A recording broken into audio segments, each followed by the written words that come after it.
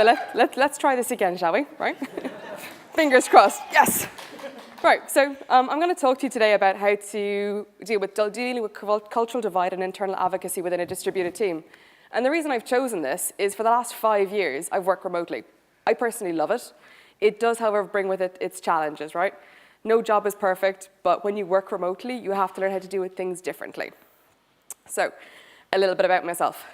So, I thought this was a bit funny this morning. So, I am Irish. I do live over here in the UK, but I am 100% European.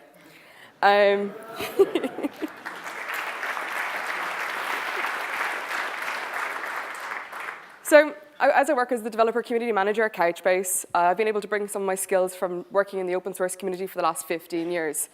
So for the last 10 or 15 years, I've been involved in Ubuntu, in the Ubuntu councils, the loco teams, the membership boards, and the community council.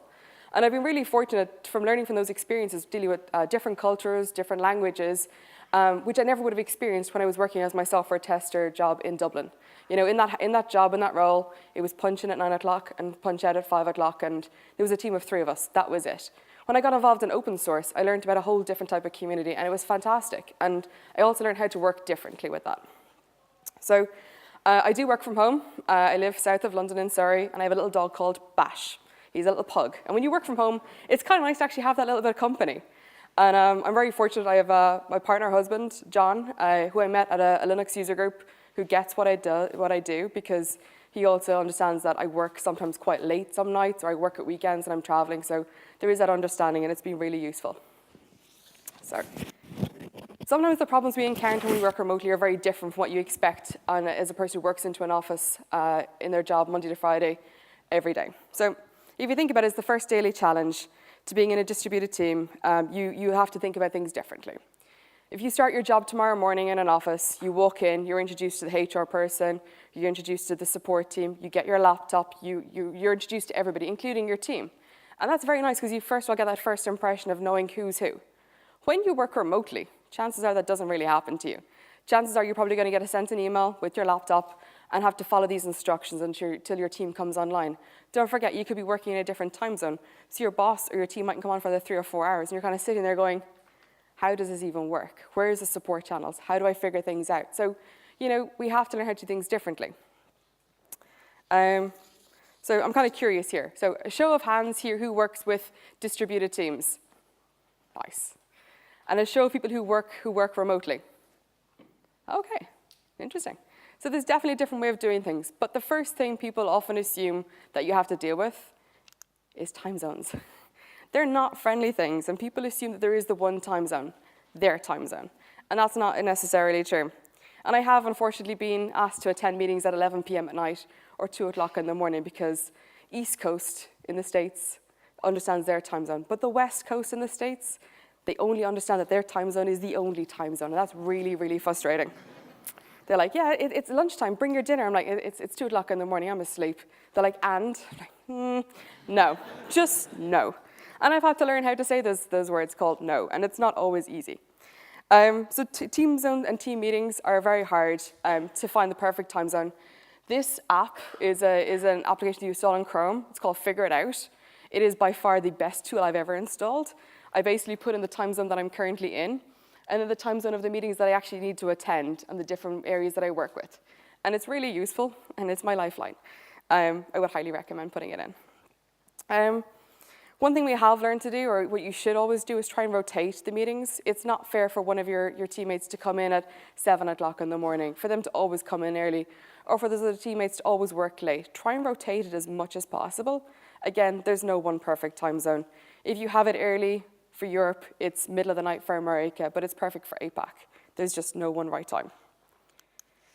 So making things flexible. This is something I've started to do myself, actually, in my job recently. So I work as a global community manager. My team is based in Mountain View, but I also have more of my teammates based here in Europe. So the solution that I have found right now that is actually working, touch wood, is that on a Monday, I start work at 2 o'clock in the afternoon in the UK, and I work till 10:30 at night on my Monday. So that is the one day that everybody in America can get a hold of me.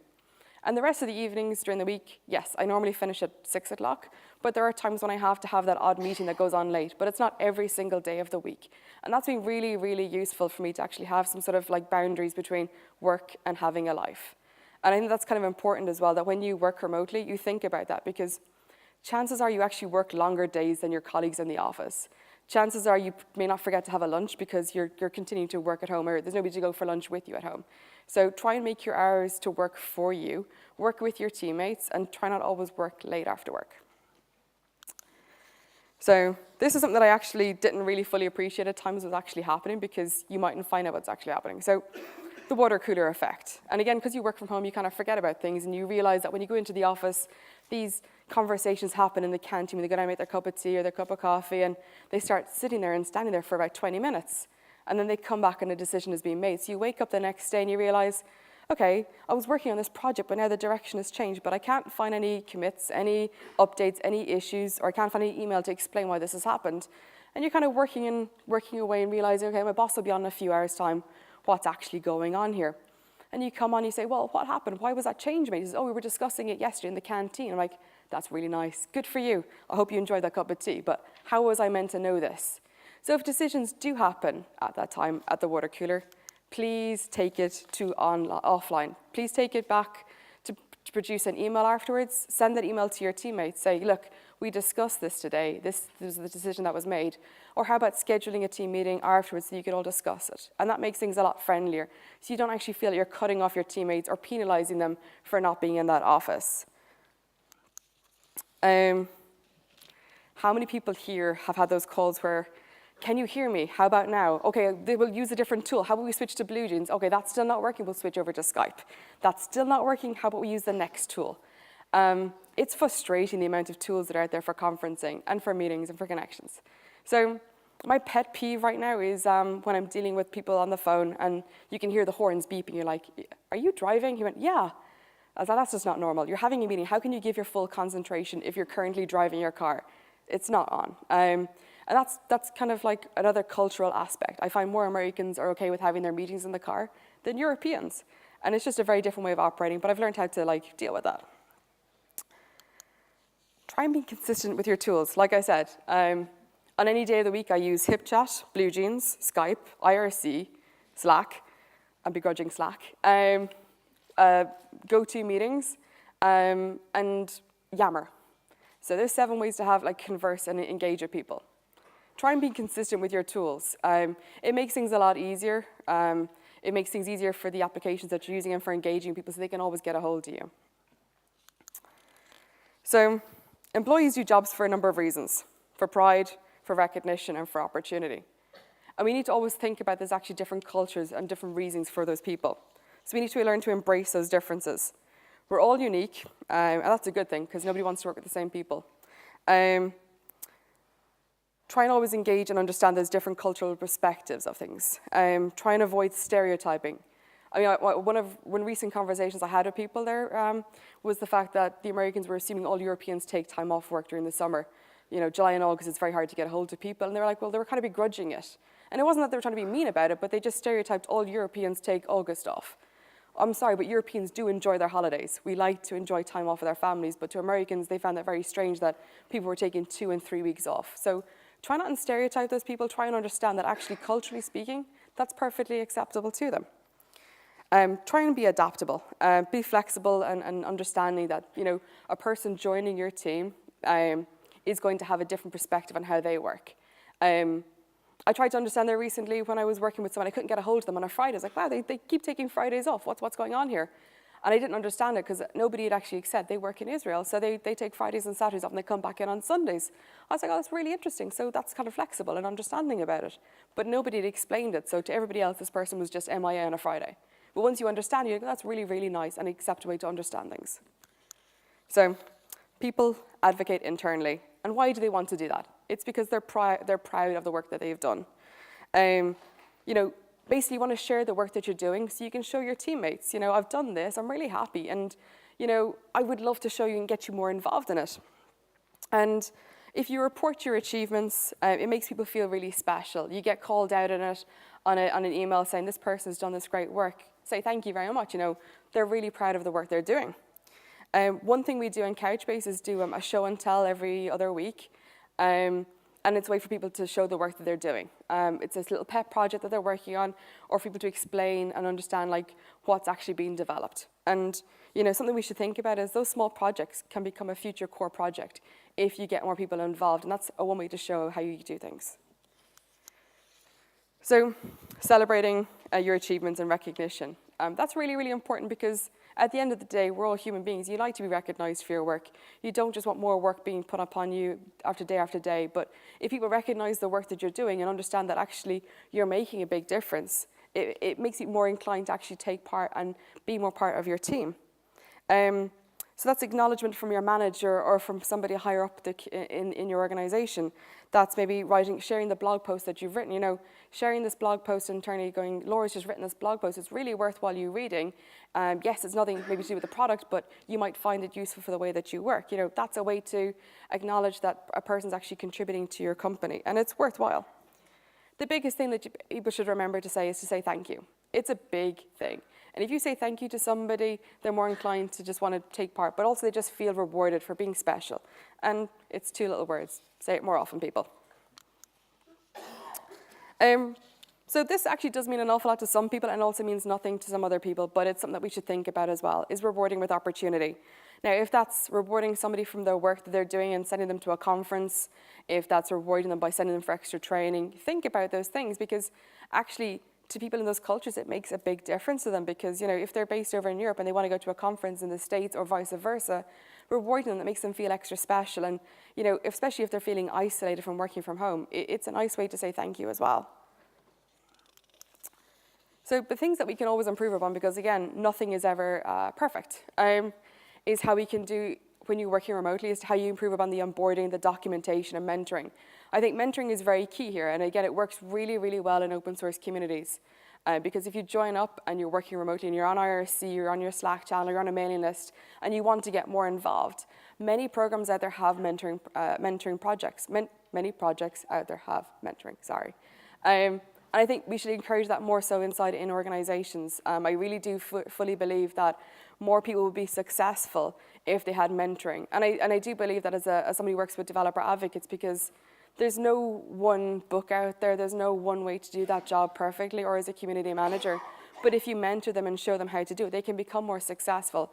By becoming more successful, you have more people wanting to get more involved and sharing or promoting whatever project you're involved in. Face-to-face meetings are really important.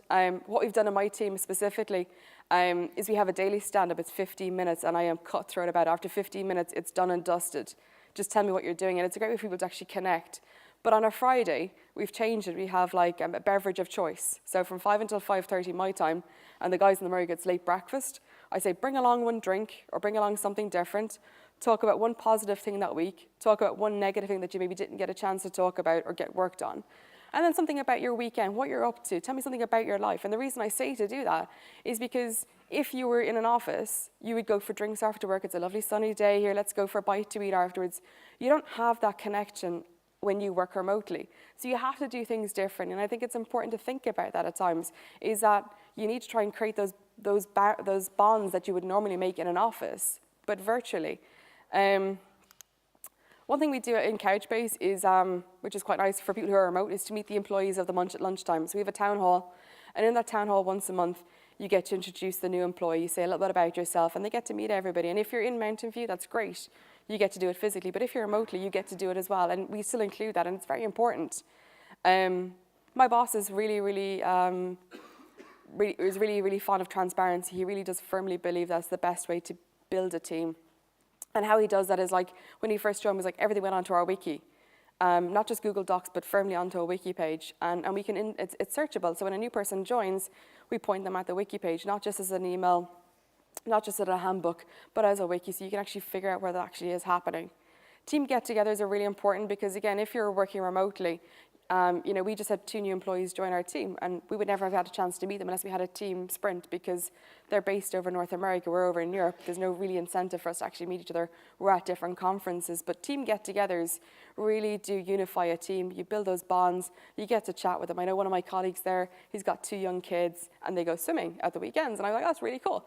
But I wouldn't have known that really, because there's no incentive to kind of like outside of work to have this kind of conversations. always improving and always reviewing. I think that's the key thing as well, because no set guidelines are perfect. No way to work is great. That works for everybody as well. So I think always being able to review the situation and try something different. Like I said, we were doing daily stand-ups, and we've just introduced the Friday being a bit different, and it's actually a bit more fun now because we each bring around a different beverage and we just chat about it. Even for the first few minutes, it's a nice way to do things. So I wanted to say thank you, and I mean that actually genuinely. So thank you for being very supportive for my laptop situation a while ago, so thank you for that.